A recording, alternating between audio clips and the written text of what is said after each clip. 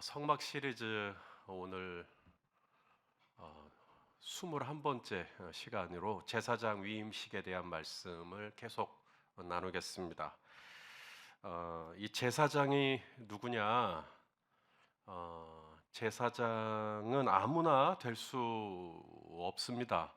손 들고 나 제사장 할게요 한다고 제사장 할 수가 없습니다. 제사장은 오직 누가 되냐면 하나님이 위임한 사람만 제사장이 될 수가 있습니다. 하나님이 너 제사장 해 라고 위임을 해주셔야 그 사람이 제사장이 되는 것입니다.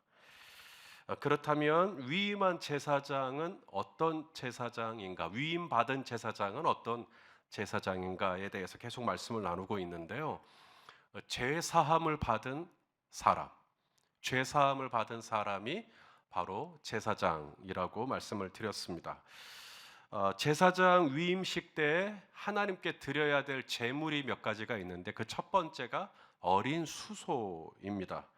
여기서 어린 수소란 태어난 지 얼마 안 된 조그만한 송아지를 말씀하는 게 아니고요.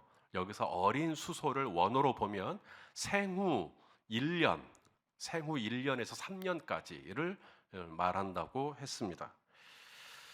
제사장 위임식을 하는데 왜 수소를 드리는가? 이 수소를 드리는 이유는 속죄제 때문이라고 했습니다. 나의 죄를 사함받기 위한 제물로 이 수소를 드립니다. 오늘 우리가 읽지는 않았습니다만은 11절에서 14절까지 말씀을 한번 보시죠. 시작. 너는 회막문 여호와 앞에서 그 송아지를 잡고 그 피를 내 손가락으로 제단 뿔들에 바르고 그 피 전부를 제단 밑에 쏟을지며 그 수소의 고기와 가죽과 똥을 진 밖에서 불사르라. 이는 속죄제니라. 이 어린 수소 한 마리, 그다음에 순양 두 마리, 그리고 이제 무교병과 이런 그 소재물들이 필요한데요. 이 첫 번째가 수소였습니다. 왜 하나님이 이 제사장 위임식 하는 날에 왜 수소를 드리라고 하는가 봤더니 속죄제 때문이라고 말씀하십니다. 대제사장은 여러 명이 아닙니다. 대제사장은 딱 한 명이에요. 대제사장의 이름이 뭐죠? 아론. 예. 대제사장의 이름이 뭐죠? 어떻게 하셨어요? 오야. 예. 짜고 치려면 이 정도는 해야 되는 거예요? 예, 아론입니다. 아론 한 사람입니다. 그런데 그 한 사람의 죄를 속하기 위해서 무려 수소를 드려야 됩니다. 지난번 말씀을 기억하실지 모르겠지만 아론 한 사람의 죄는 아론이 대제사장이기 때문에 아론 개인의 죄로 치부되지 않습니다. 아론이 한 사람이 죄를 지으면 그것은 곧 이스라엘 전체 회중의 죄와 맞먹습니다. 그러므로 아론을 대제사장으로 세우는 위임식에 있어서 제일 먼저 아론 대제사장의 죄를 사하는, 그런데 이 아론의 죄가 곧 이스라엘 전체의 죄이므로 아론의 죄를 사하는 속죄제 제물로 어린 양이 아니라 수소를 드려서 속죄제를 드릴 수 있도록 하신 것입니다. 여기서 우리가 알 수 있는 것은 아론이 어마어마하게 큰 죄를 지었나 보다가 아니라 여기서 우리가 알게 되는 것은 아론이라고 하는 대제사장의 한계입니다. 아론이 대제사장으로 세워지는 건 참 영광스러운 일이죠. 기억하실지 모르겠지만 속옷, 겉옷, 에봇, 흉패, 머리에는 관 가운데는 또 황금으로 된 패가 있고요. 으리으리하고 멋있는 옷들을 입습니다. 이야, 참 멋있다. 영광스럽다. 하지만 대제사장으로 세워짐에 있어서 먼저 수소를 드려서 속죄제로 드린다는 걸 뭘 의미하냐면 이 사람 아론은 죄인이다 라는 것을 전제하고 있는 겁니다. 멋있는 옷을 입고 있지만 대제사장으로서 멋있는 옷을 입고 정말 빛나는 옷을 입고 있지만 이 사람은 죄인이다. 속죄제를 드려야만 하는, 속죄제를 드려서 그 죄를 사함을 받고 하나님 앞에 대제사장의 직무를 할 수밖에 없는 죄인이다라는 것을 먼저 말씀하고 있는 것입니다. 대제사장은 대제사장인데 우리하고 똑같아요. 아론이나 우리나. 그래서 죄를 지을 수밖에 없는 죄인이라는 거예요. 하지만 우리 예수님은 어떻습니까? 예수님은 대제사장으로서 죄가 있어요, 없어요? 없어요. 자, 우리 히브리서 4장 15절을 읽겠습니다. 시작. 우리에게 있는 대제사장은 우리의 연약함을 동정하지 못하실 리가 아니요 모든 일에 우리와 똑같이 시험을 받으신 이로되 죄는 없으시니라. 구약에서는 우리가 아론을 의지할 수밖에 없습니다. 구약에서는요. 아론을 통하지 않고는 하나님께 나아가려는 방법이 없어요. 그러니 죄인이지만 아론이 죄인이지만 우리와 똑같이 시험을 받고 아론도 넘어진 적이 있는 죄인이지만 어쩔 수 없어요. 아론을 통하지 않고는 하나님께 나아갈 수 있는 방법이 없어요. 하지만 신약 시대를 사는 성령 시대를 사는 우리는 더 이상 아론을 의지할 필요가 없습니다. 우리에게는 아론보다 훨씬 나은 대제사장이 계시죠. 그분의 이름은 뭐죠? 예수 그리스도이십니다. 우리 히브리서 7장 25절 말씀도 읽겠습니다. 시작. 그러므로 자기를 힘입어 하나님께 나아가는 자들을 온전히 구원하실 수 있으니 이는 여기서 그가 누구죠? 예, 예수님이 항상 살아계셔서 그들을 위하여 간구하심이라. 자, 내가 과연 하나님께 위임을 받은 제사장이냐 아니냐 어떻게 알 수 있죠? 바로 죄에 대한 반응을 보면 알 수가 있습니다. 속죄제를 드린다 그랬잖아요. 죄를 짓고 나서 아무렇지도 않은지 아니면 죄를 짓고 난 다음에 찔림이 있고 가책이 있고 후회가 되고 죄를 짓고 난 다음에 내가 왜 그랬을까? 또 죄를 지을 때 아무렇지 않게 죄를 짓는 거냐? 아니면 죄를 지을 때 적어도 이거 할까 말까 갈등하고 흔들리고 할 수만 있으면 죄와 싸우려고 애를 썼는가? 이런 반응이 내 안에 있는가를 보셔야 됩니다.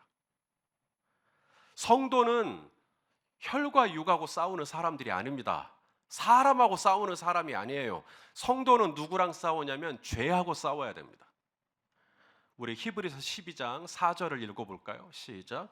너희가 죄와 싸우되 아직 피 흘리기까지는 대항하지 아니하고. 저와 여러분 안에 성령이 계시다라고 하는 증거가 뭐죠?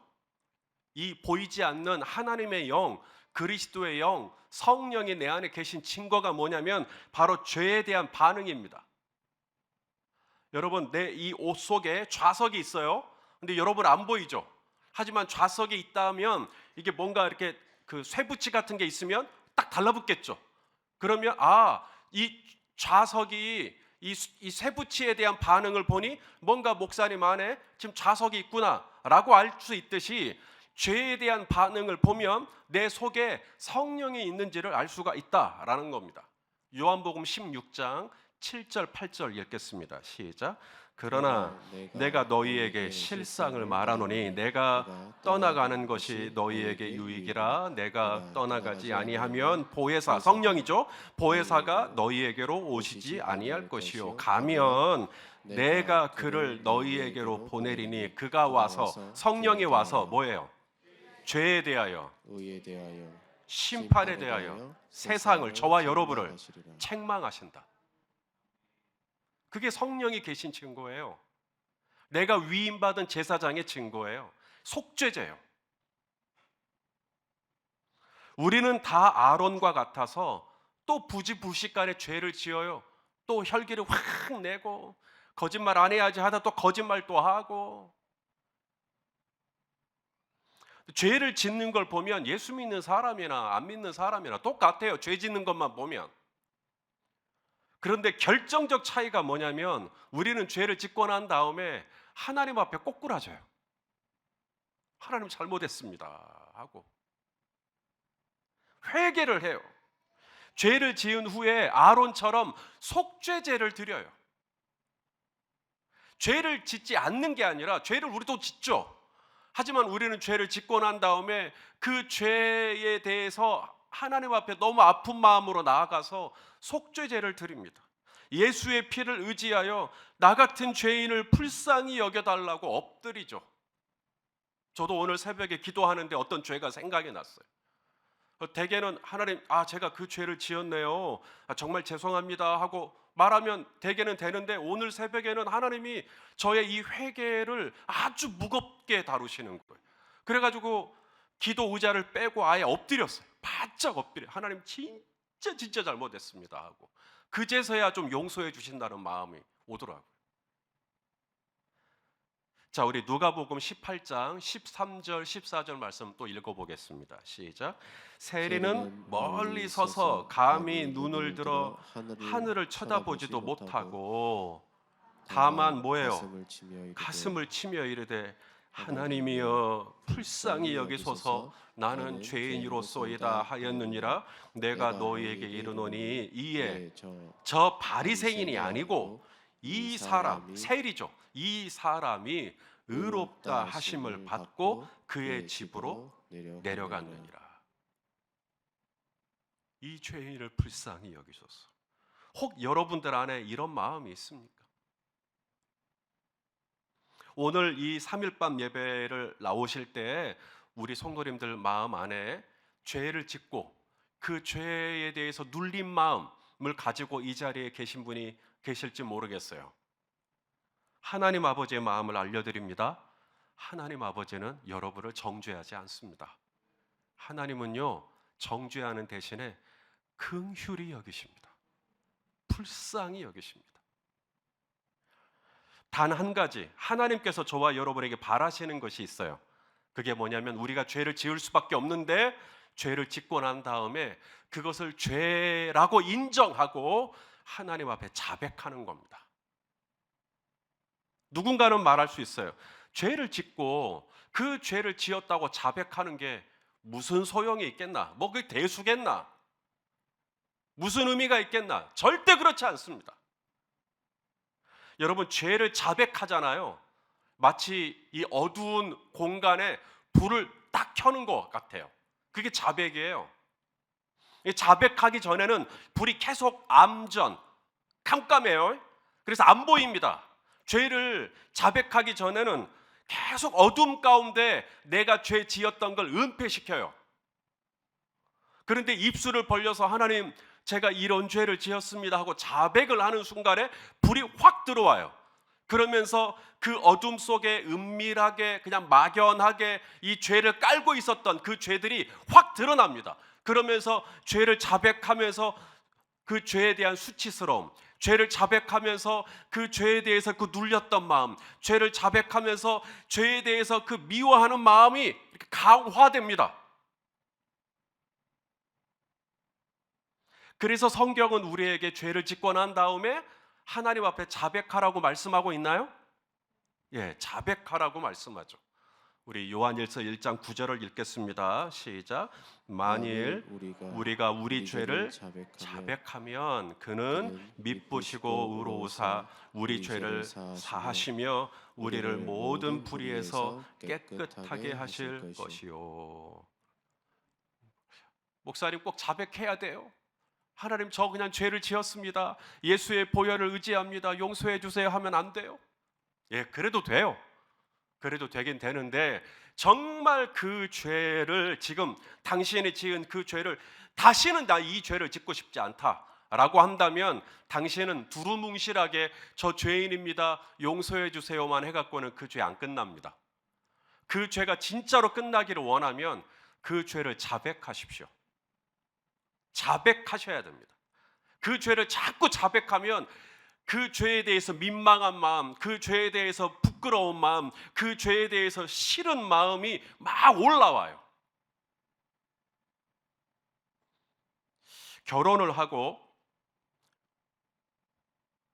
저에게는 부끄러운 고백이지만 결혼 전부터 끊지 못한 어떤 죄가 있었습니다. 제 아내도 몰랐죠.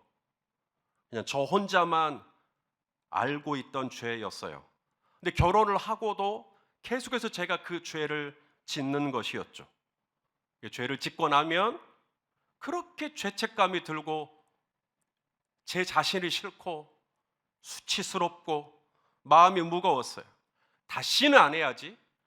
그런데 또 넘어지고 또 넘어지고 마치 목줄에 주인이 막 끄니까 가기 싫은데 질질질 끌려가듯이 또 그렇게 죄를 짓고 있는 제 모습을 보았어요. 너무 괴로웠고 너무 수치스러웠고 죄를 끊고 싶은데 방법은 모르겠고 그때 하나님께서 저에게 주신 감동이 있었어요.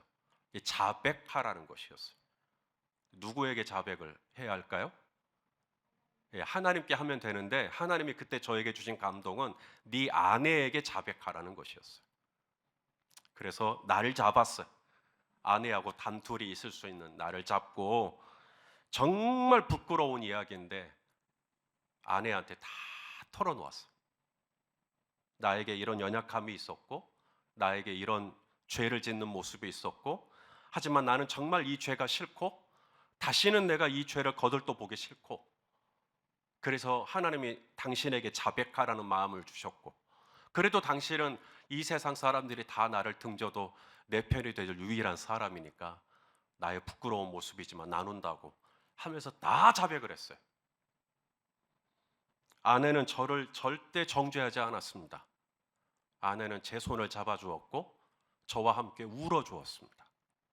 그리고 저를 응원하겠다고 약속했어요.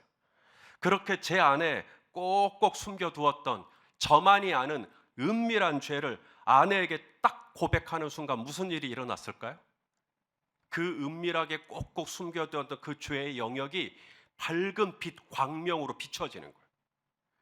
그러고 나니까 그 죄가 얼마나 더럽고 추잡하고 냄새나고 흉물스럽고 얼마나 싫은지 그 죄를 꺼내놨다는 거죠. 그렇게 하고 나서 계속해서 하나님은 저에게 그 죄에 대해서 미워하는 마음을 부어주시고 마침내는 그 죄를 끊게 해주셨습니다. 여러분, 죄는요 그 죄가 얼마나 더러운지를 알기 전까지는 안 끝납니다. 막연하게 그 죄가 싫은 느낌 말고 그 죄가 이렇게나 더러운 것이었나를 알게 되면 거들떠 보지 않게 되겠죠.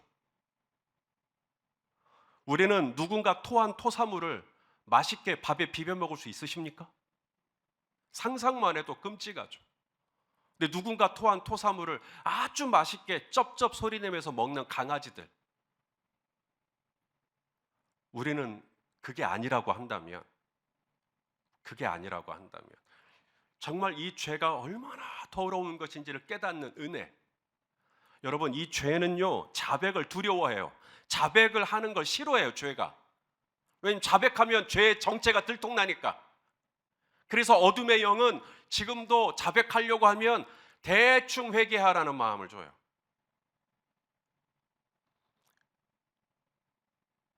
여러분, 경찰서에 가서 혹시 조서 써본 적 있어요? 뭐 그런 경험, 유쾌한 경험 아니니까 거의 없으시겠죠.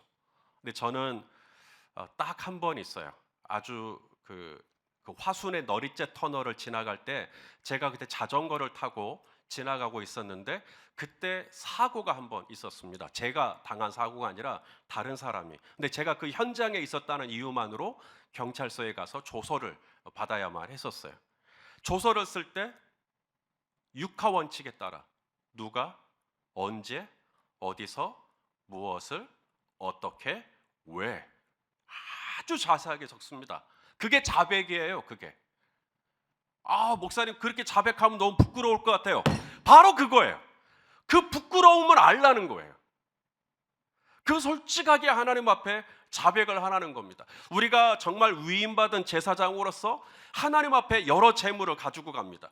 근데 여러 재물을 가지고 가는 것 중에 넘버원이 뭐냐면 수소예요. 수소는 내 죄를 꺼내놔야만 해요. 속죄제니까. 내 죄를 자백해야만 해요. 그것부터 하라는 거예요. 위임받은 제사장은 멋있는 옷만 입은 대제사장이 아닙니다. 정말 위임받은 대제사장이라면 내가 죄인인 것을 인정하고 내 안에 어떤 꽁꽁 숨겨뒀던 죄가 있었는지를 하나님 앞에 다 자백하는 것이죠. 하나님은 이 제사장을 위임하는 이 좋은 날, 이 축제의 날에 제사장으로 하여금 제일 먼저 수소를 드리라고 말씀하셨습니다. 이유는 아론은 의인이 아니에요. 아론은 우리와 같은 육체를 입은 죄인이기 때문에 하나님은 아론으로 하여금 속죄제를 드리라고 했던 것이죠. 혹 아론의 마음속에 야 그래도 내가 전체 이스라엘 앞에서 대제사장으로 위임식을 받는 이날 쪽팔리게 제일 먼저 속죄제를 드려야 되나? 내 죄를 자백해야 되나? 라는 마음이 혹 부끄러운 마음으로 있었을지 모르겠어요.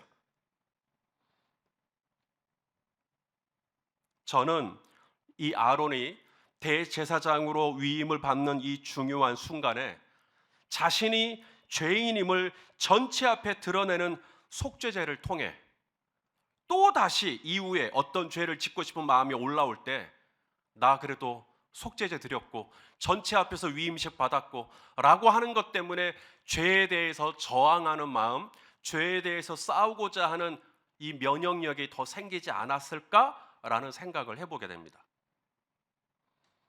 성도 여러분, 제사장은 완벽한 사람이 아닙니다.